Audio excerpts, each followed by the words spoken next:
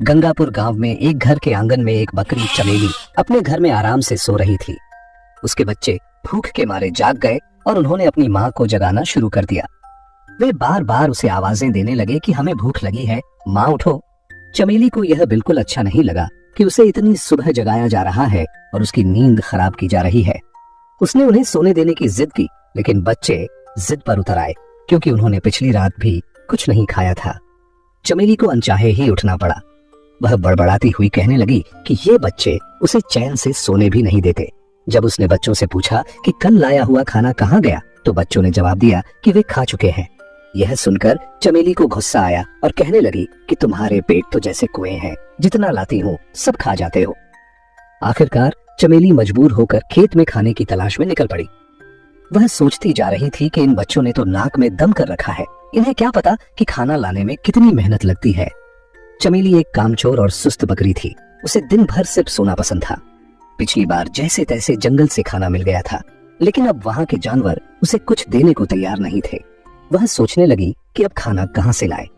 इतने में उसे दूर एक बड़ा सा बाग नजर आया जिसमें बहुत सारे फलों के पेड़ थे।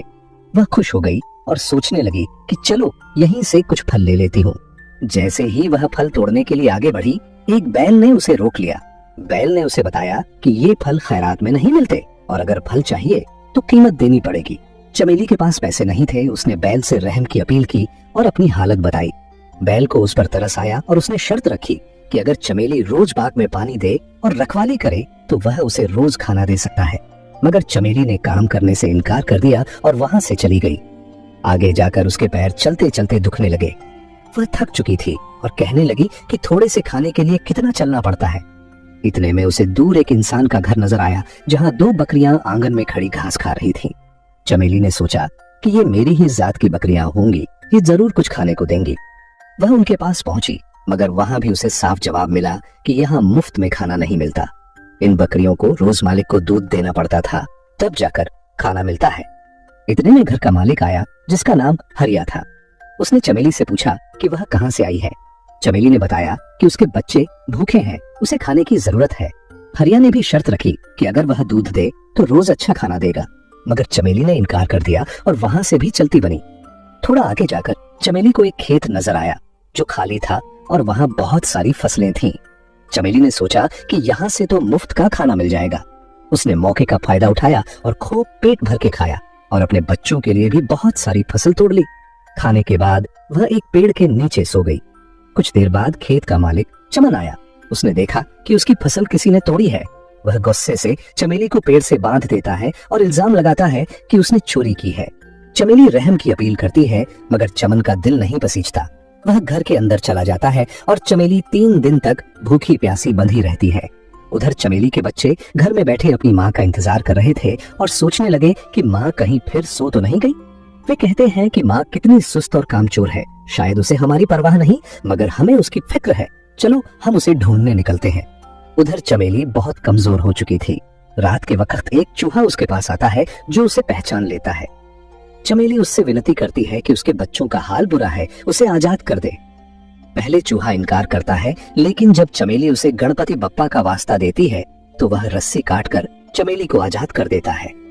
चमेली फौरन अपने बच्चों के लिए खाना लेकर घर पहुंचती है, मगर बच्चे गायब होते हैं।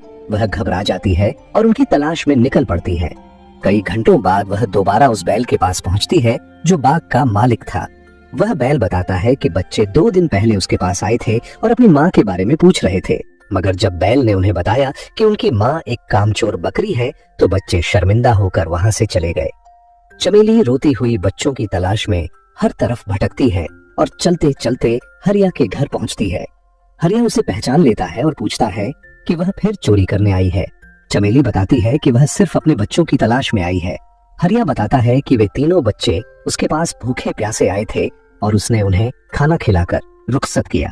वह बताता है कि खाने के बाद वे अपनी माँ की तलाश में निकले, मगर एक शेर ने उन्हें पकड़ लिया। यह सुनकर चमेली के होश उड़ जाते हैं और वह फूट फूट कर रोने लगती है।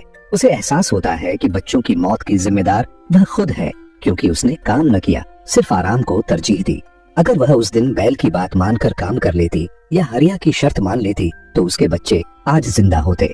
वह गमगीन होकर चमन के खेत में वापस जाती है और उससे कहती है कि वह उसे दोबारा पेड़ से बांध दे, क्योंकि वह अब जीना नहीं चाहती। चमन यह सुनकर हैरान हो जाता है, मगर उसकी सच्चाई सुनकर उसे तरस आता है और कहता है कि वह सजा नहीं देना चाहता। चमेली कहती है कि अगर सजा नहीं दी जाएगी तो वह खुद ही कहीं जाकर मर जाएगी। इतने में पीछे से बच्चों की आवाज आती है। चमेली पीछे मुड़कर देखती है तो उसके तीनों बच्चे जिंदा खड़े होते हैं। वह खुशी से बेहाल हो जाती है और उन्हें गले लगा लेती है। बच्चों को बचाने वाला चूहा बताता है कि जब उसे पता चला कि बच्चों को शेर ने घेर लिया है तो वह फौरन पहुंचा और शेर को डराकर बच्चों को बचा लाया।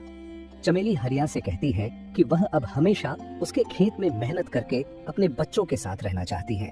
हरिया कहता है कि अब उसे यकीन हो गया है कि मेहनत करने वाला कभी भूखा नहीं मरता। चमेली के बच्चे भी खुश होते हैं कि उनकी माँ को अब मेहनत की कीमत समझ आ गई है। उस दिन के बाद से चमेली और उसके बच्चे हरिया के खेत में मेहनत से काम करते हैं और खुशी खुशी अपनी जिंदगी गुजारने लगते हैं।